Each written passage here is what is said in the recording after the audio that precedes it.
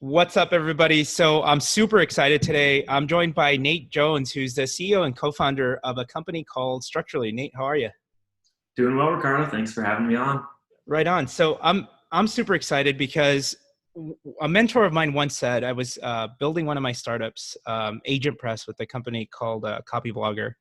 And my mentor, I was asking for feedback or advice, and she said to me, "You need to help realtors either save time or make money. Those are the two things they care about. Help them save time or make money." And it sounds like you're doing both at Structurally.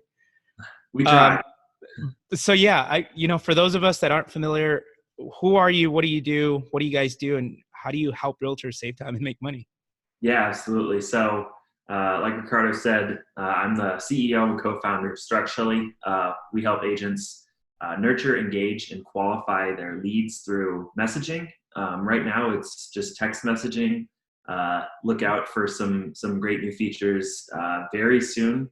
Should be able to release our product in email as well in about a month Awesome. or so. But it is kind of at a face value note, it's an inside sales agent that's powered by artificial intelligence. So it's supposed to be there for you 24/7, 365, helping you follow up with the leads that you're getting from pretty much any source, nurturing them for up to a year if they're unresponsive, and then actually having a two-way conversation back and forth, in a very empathetic, human-like way once they actually do reply. It's basically your follow-up assistant, your personalized follow-up assistant. Yep, exactly. So some people might be listening and thinking it's an AI, right? So Yeah. I know undoubtedly somebody's going to say, I would never let a bot follow up on my leads for me. They can't do what I do, or they can't do it as well as I can. Do Yeah. you guys ever get that sort of combativeness? We definitely do. I think it's been less of an issue lately in 2020, Yeah. especially. It's becoming more mainstream. People know that AI is the future, and at some point it will be uh, as good, if not better, at certain things than humans. And that's something that we always strive for. Even since 2016, when we started the company, even if it wasn't very smart at the time, Mhm. but we did everything we possibly could to make it indistinguishable from human. That's our motto here. Yeah. Uh, we give it a first name that you can customize, and a last name, a personality. It sends emojis. Oh, wow. It sends purposeful typos. It sends GIFs. It feels All things designed to increase responsiveness, by the way. Yeah, exactly. Yeah, those little things. One of the things that we talk about on throughout all of our marketing and just with agents and mortgage lenders across the country is the days of autoresponders are dead, and people have sniffed those out when Yep. they're online and they get a reply after they fill out a form. Hey, thanks for replying, or thanks for filling out our form. Just wanted to follow up. Yeah. They're very unlikely to respond to that because they think it's automated. Right. So the next phase in the lead follow-up and kind of marketing automation journey as an industry as a whole is moving from just automation to authentic automation. So that's what we're all about here. And what that means is just, authenticity is doing things like, that our product does when a lead says they're going through a divorce, or, they've accumulated a good amount of debt, or Yeah. some, not so great reason that they have to move, which is common. Right. We empathize with that. We say, I'm so sorry to hear that. So sorry to hear you're going through divorce. Or on the positive side, So it shows uh, empathy right back to the consumer. yeah, if someone's a veteran, something as simple as that, we say, thank you for your service. And Which is what just you would naturally do if you're having a conversation with them on the phone. exactly. Yep. So all of those things have been considered when we're in our AI. Wow, that's awesome. So what sort of cadence do you guys implement when you're following up with a lead as it comes in? Is that something that, the AI takes over and it's running off of a playbook, or is that something that the realtor can customize? Yeah. What's your recommendations there? Yep. We have complete and total script customization. So it is what it sounds like, and it's a little bit overwhelming. Literally Just because create. you have so many different playbooks? Yes, you can create any conversation you could possibly imagine, and we'll handle it. So if you are exclusively someone who works with land and ranch properties, and you want to tailor your conversations towards that, No that's great. way. We have a bunch of people who do that. If you're more on the side of just exclusively rental listings, great, Right. we can work with those. If you want to exclusively work with investors, great. You can kind of tweak. We have playbooks pre-built for all of those, so you can use Oh, ours. wow. But if you want to tweak it slightly, you can do that at any point too. Right. But on the nurture side, if a lead is unresponsive, we typically follow up with them about 26 times over a year. So Okay. obviously quite a bit more aggressive up front, and then kind of take it off throughout the year. And obviously it engages more as the person becomes responsive. Yeah. So as soon as we do the nurture. So let's say, we're nurturing them. We sent them 13 messages. Finally, in month 3, they respond. We'll have a conversation with them right then and there too. So, it doesn't just stop. The drip cadence doesn't just pause when they respond. We actually reply back to them right then and there. I think that's really, really, really important with technology. Obviously, like drip campaigns, drip nurtures, those are technologies that have been around for years. That's not too special. But like there used to be this whole, craze about speed to lead. If you've heard kind of that, you're 21 times less likely to convert a lead if you don't respond to them in 5 minutes or less. Which goes by really fast, by the way, when you're juggling a bunch of different things. Yeah. And I think that there's been a good focus from realtors and lenders and salespeople in general to shore that up, to make sure that they're responding to new leads really quickly. But where everyone's kind of dropping the ball now is, okay, great. You finally got them on this drip cadence, and then you finally got them to respond 8 months from now. And then they reply and they say, hey, I'm interested. And then you don't respond. Oh, no. Yeah. So it's what we've kind of coined that phrase as is speed to response. So we've kind of figured out speed to lead. Great. That's good. Where people are failing is speed to response. And it's equally important, because if you don't respond to that lead, all of your work to generate that lead is for nothing. And get them to respond is for nothing. And if you ghost them or leave them on red, they're gonna tie your brand to a terrible customer experience. Oh yeah, totally. Yeah. So okay, this is all really good. So on a previous episode, we talked data. We talked to the guys over at Cole Realty Resource. So to put this into perspective for you guys listening, one of the examples that we gave was targeting 2-story homes. So we have a realtor who's doing a multi-channel marketing campaign. We pulled a list of 1,000 homes that are 2-story homes. They've lived there for 20 plus years and they have over 80% equity. So she's doing a twice a month direct mail postcard. And then we're piggybacking it with Facebook ads. We uploaded that as a custom audience to Facebook. And now we're doing a reach ad. So they see our ad at least 2 to 3 times a day. And then it's just looping them into a funnel, right? So we got a lead ad. The drip campaign, we're adding them to a drip campaign to follow up with them. And then what you're saying is you can totally customize that experience to tailor to people that are looking to downsize. Yeah, exactly. That's one of the qualifications that we have in our scripts that you can tweak is downsizing or upsizing or lifestyle change. All those things we can handle and have a great conversation around those specific types of leads. And yeah, we plug into Facebook lead ads directly. Obviously, most of you listening are probably using a CRM of some kind. Yep.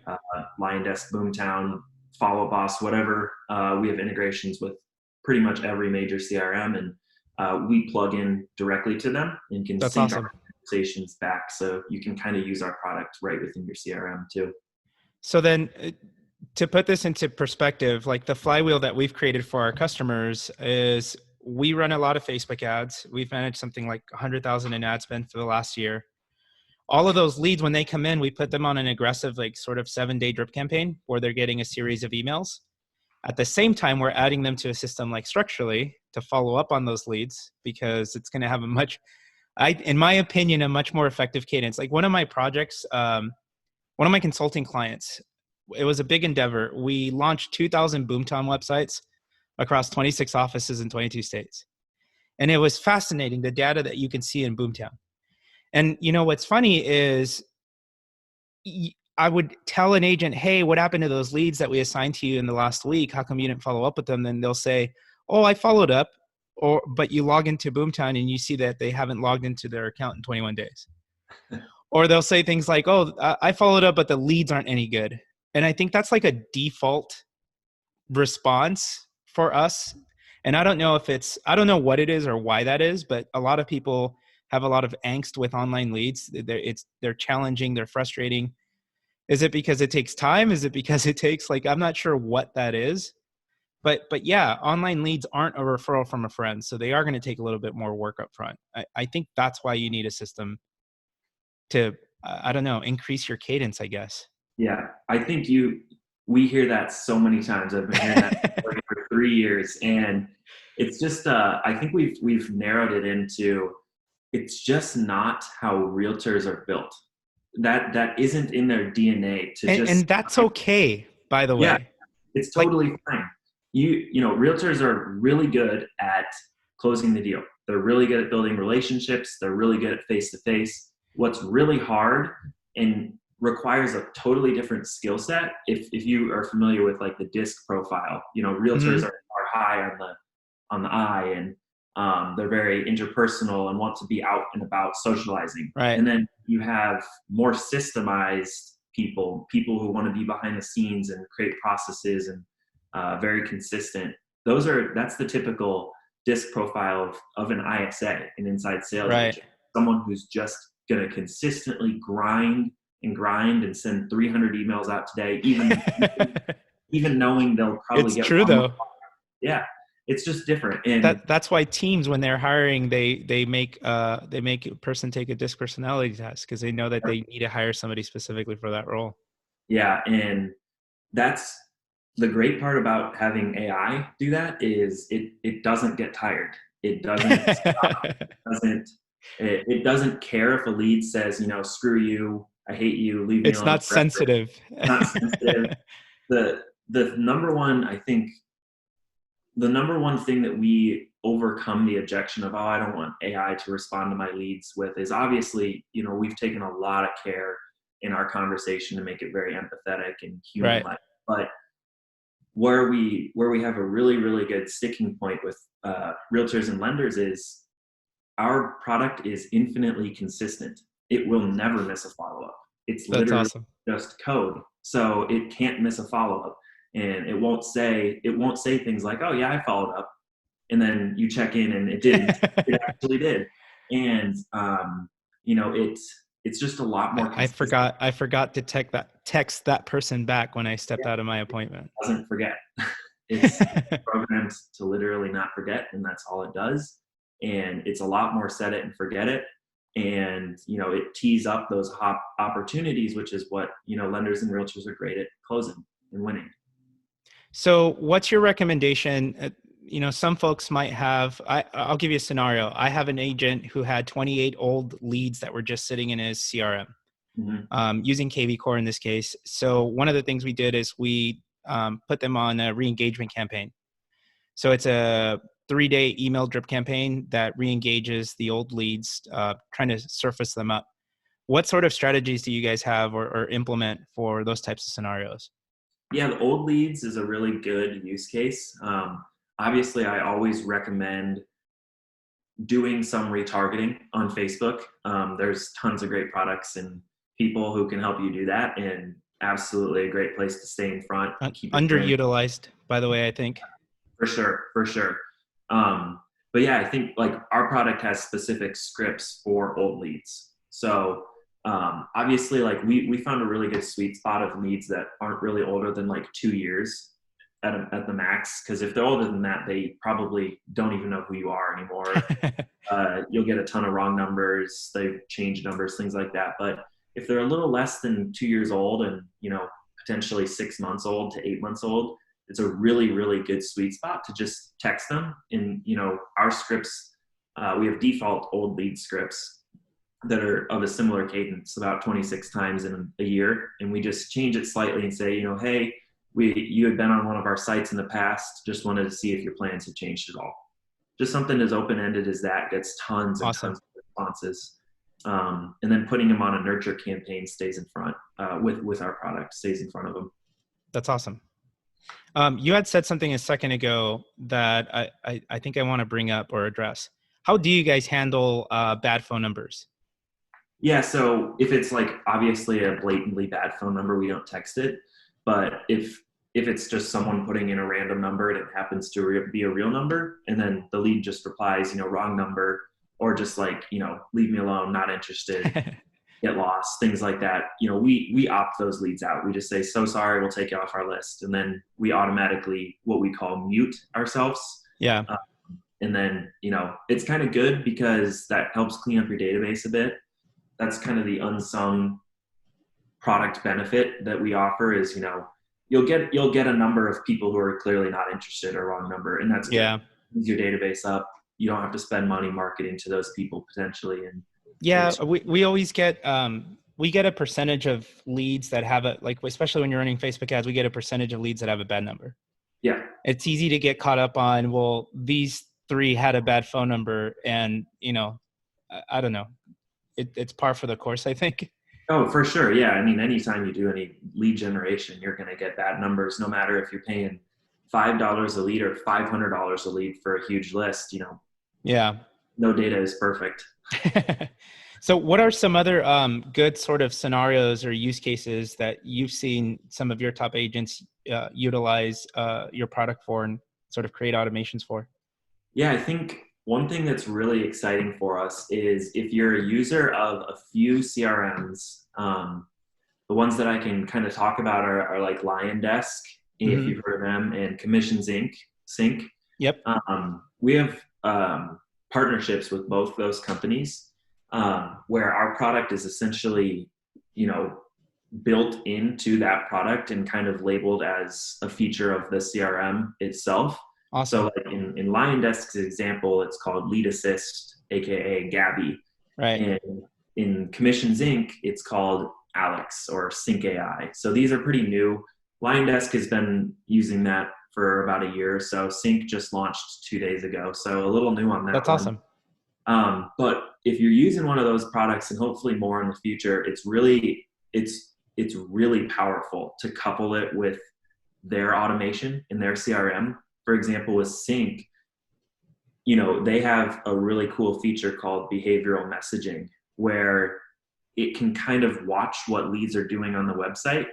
And if they do something like view a property a certain amount of times, it will shoot a message out from their system and, say, hey, sorry, we're checking out that property. Oh, wow. You see it. And then as soon as the lead replies, we kind of jump in and have a two-way conversation until we hopefully get them to an appointment. Oh, wow. So it's a really, really integrated, really cool, that's in my opinion. Like it's tracking high intent, because if somebody comes to the website, views 40 properties and then bounces.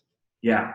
That is in my opinion, where the future of real AI is. It's not only is it going to have a great conversation with you, a human-like conversation with you, but it's also going to be really aware contextually of what you've been doing. That's awesome.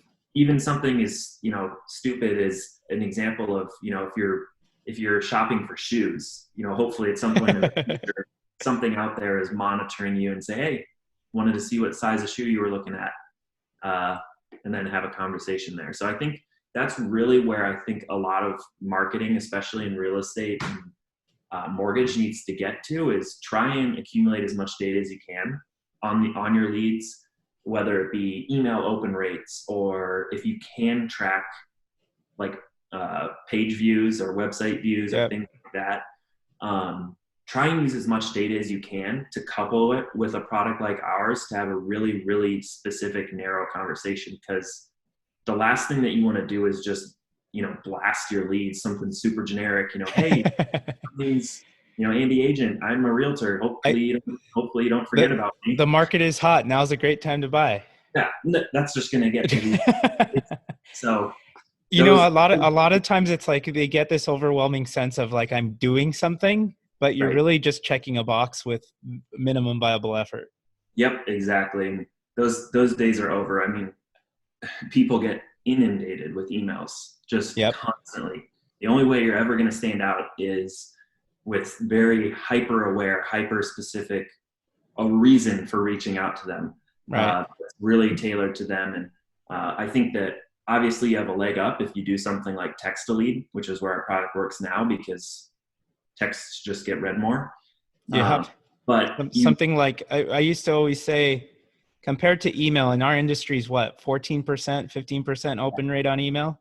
yep, I mean, something. your phone is sitting on everybody's desk. It rings, you check. It Yeah, vibrates, you check. It does nothing, you still check. yep. It's so, yeah, you're going to get a much, much, much higher response rate on text for sure. Yeah, and the last thing that you'd want to do is burn that channel. You don't want to send someone a really bad text that means nothing to them. Then they block your number on, or just say, leave me alone forever. Text back stop in all Right. caps. Exactly. You don't want to burn that channel. So whatever you're writing, make sure it's really, it's really relevant to them. Right on. Well, Nate, thank you so much for imparting dropping some knowledge for us today. I really appreciate you. Yeah, Where can we learn more about you, your product, and what you guys do? absolutely. Really appreciate being on. This was great. You can find more about us just at structurley.com. That's structurely.com. If you want to reach out with any questions, there's a live chat there. You can see some, live demos of some of what we've done on our YouTube page, just YouTube, and then search for Structurley. So there's a really great content there. Also really great content if you're looking for some freebies on our website, just structurley.com/resources, where you can get some guides like text templates, email templates, and other templates like that.